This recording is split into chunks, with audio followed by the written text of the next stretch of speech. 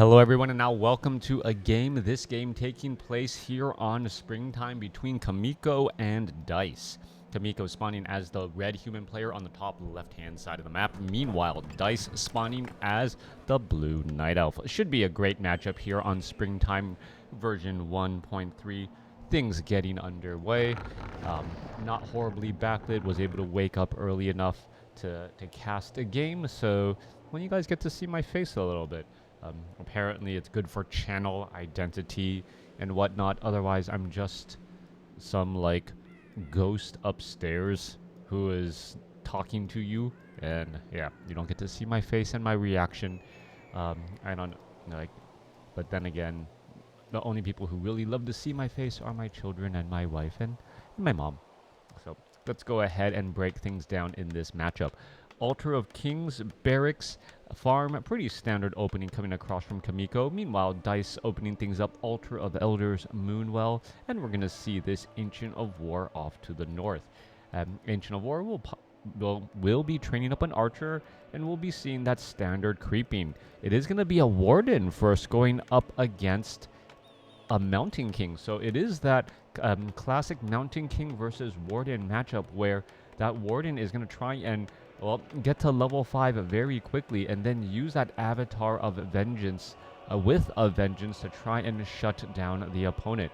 That Avatar of Vengeance, especially for against human players and orc players where there's a lot of peasants or a lot of corpses out on the battlefield, much more so for humans as, well, I guess they just have more squishy units overall in casters, in footmen, and all of those other 1 and 2 supply units.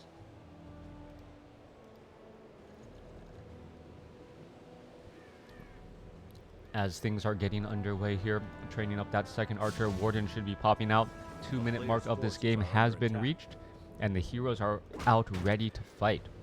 Mountain King gonna perhaps try and clear out this Forest Troll High Priest quickly, being able to get off a Stormbolt here and then take it down. That is incredibly important as you don't want it to give inner fire to too many other targets. Are we perhaps going to be getting an extra Forest Troll Shadow Priest or Ice Troll Priest? There we go, for a little bit of the heals as the Mountain King looks to finish off this Sasquatch creep camp. Meanwhile, off to the north here, Ancient of War taking a beating. The archers nearby poking back as well. That Ancient of War incredibly important at soaking up damage and going to be doing exactly that. They're eating up another tree and turning back around. So a lot of damage being absorbed by that Ancient of War. And, well, all it cost was a couple of bits of micro and eating up some of those trees right there. You can see level 2 on the Warden and on that Mountain King. Pure up of Vitality compared to a Talisman of Evasion. This early on in the stage of the game, I don't know which one's perhaps better. I would normally say Pure up of Vitality on heroes because of the fact that you can, heal, drop it down, pick it back up. Damage mitigation. Also, it gives you more hit points against spells. However, Talisman of Evasion, you actually just take less damage overall from all of those units. So I don't know which one's actually particularly better here. 675 hit points on that Warden with 4 armor and 15% evasion compared to 925 with 6 armor now, but no evasion. So both sides perhaps difficult to finish off. Are we going to see a Stormbolt onto a Priest or anything like that? Oh, there's a quick bash onto that Sasquatch. Sasquatch now trying to dish out that damage. We're going to be seeing a little bit of a surround here on that Sasquatch to finish it off. We can also see 1 Ice Troll Priest here as well. Very low on mana already. So that's going to be something that you have to try and be aware of and keep track of as the Warden. Ooh, Shadow Melds right there. Mountain King does get to level 3, has dual Rings of Protection plus 3, so now up to 9 armor. There's a big fan of knives, and that Warden perhaps going to try and go after some of those peasants. Are we going to see another fan of knives right there? There's a Tome of Intelligence trying to pick it up. Things are just trying to, well, there's a big fan of knives taking down a little bit more. We're going to see a Stormbolt, and I don't see a Stormbolt yet. There's the Stormbolt, and that was a delayed Stormbolt right there. Is Mountain King going to get a bash? Needs a little bit more damage. Needs a little bit more damage. Are we going to see enough right there? Mountain King trying to catch up. Warden does not have Boots of Speed. Mountain King does, but doesn't get the bash there either. There's a Stormbolt, and there is the Scroll of Town Portal shake off there. Beautifully done. And meanwhile, down to the south, we see Dise looking to clear out some more of those creep camps again. Kind of shiny on this. What happens if I turn off this light? It's okay. Overexposure, all that. Difficult to say which one's actually better. The town is under siege. So many lights here. All right, Mountain King. Perhaps looking for that Warden who had to drain all of those Moonwells early on. Player's forces are under Now, diving into the back position here, we can see that there is that Ice Troll Berserker. Remember, Ice Troll Berserkers are rather fragile, but they do deal quite a bit of damage. So anytime you're able to catch an Ice Troll Berserker out of position, that causes problems. Meanwhile, off to the north here, well, Dise is looking to clear out this expansion here. We see a Goblin Tinker as the second hero, so this is not a solo Warden at all. Instead, adding in a Goblin Tinker to shut down this expansion attempt very, very quickly. Meanwhile, Mountain King gonna perhaps try to head off to the north here. We can see dual Ancients of Lore, and I do not believe that Chaemiko is going to be ready here. He is behind in tech of a full 2 minutes. The expansion has been shut down. Ancients of Lore are already coming online, and well, Chaemiko needs to deal lasting damage now if he wants to try to get ahead here. All right, we're going to see a Stormbolt finish off one of those wisps. More wisps trying to get finished off here. They are getting drained down. Well, Warden comes across with a big fan of knives, racking up quite a bit of damage as those units are trying to retreat back. Warden down to 168 mana, trying to finish off some of these units. Fan of knives chasing after a lone footman. That is not a good use of time, but you cannot let those units escape either. All right, Moonwells, one at a time, are getting cleaned up here. There's some more repairs, and this is just trying to buy time here. If you can supply block your opponent, that could work. However, well, Dice's army is so small right now, it doesn't feel like he's going to be able to stop any of this. All right, Warden, there goes another footman again. 27 supply compared to 22. Dise is in a great spot. He's going to have Dryads popping out here in just a moment, and with those Dryads, they're going to be dealing significant amounts of damage. However, he needs to hold on to the Moonwells that he's got. Otherwise, he's not going to be able to train up enough units with that tech advantage. All right, Warden trying to chase after that Mountain King. Mountain King wandering back and forth here. There's going to be a little bit of damage. Goblin Tinker still sitting at level 1. No real reason the Fan of Knives. The army isn't quite large enough. Shadow Strike is what he wants right now, but, well, obviously doesn't have access to it. Dryads making their way out. There's a little bit of a bash there. Dryads slow poison onto that Mountain King. Mountain King going to be, well, trying to escape away. Does have Boots of Speed, and this is one of those situations where the Mountain King is going to be able to outrun the fast-moving Warden, even with a blink, and the Mountain King is going to be retreating back home. This is important. He bought the 2 minutes that he needed to get back into this game. As we are now at tier 2, we should be able to get into an Arcane Sanctum, perhaps Rifleman. We are getting Defend as well. Town Hall now done as the Goblin Tinker clears up this Tuskar Trapper creep camp. The dual Ancients of Lore at the Mercenary camp here at the 3 o'clock spot, hiding the fact that Dise was teching. Dise really didn't train up that many archers early on. Went for a very fast tech to tier 2, and now going into a tech to tier 3. This is much more meta play than the micro play that we normally see in a WarCraft 3 battle. And Chaemiko perhaps just was not ready for what Dise was trying to offer and play at. Goblin Tinker now sitting at level 2, and we can see the upgraded I forget the name of that. Upgraded Pocket Factories now. That upgrade ability also does a little bit of additional damage. Goblin Tinker is going to be teleporting back home, hitting here, perhaps hitting some of these Moonwells. And where is he going to go off to next? Picks up a Moonstone to fill up these Moonwells. All right, Mountain King, Goblin Alchemist now needed.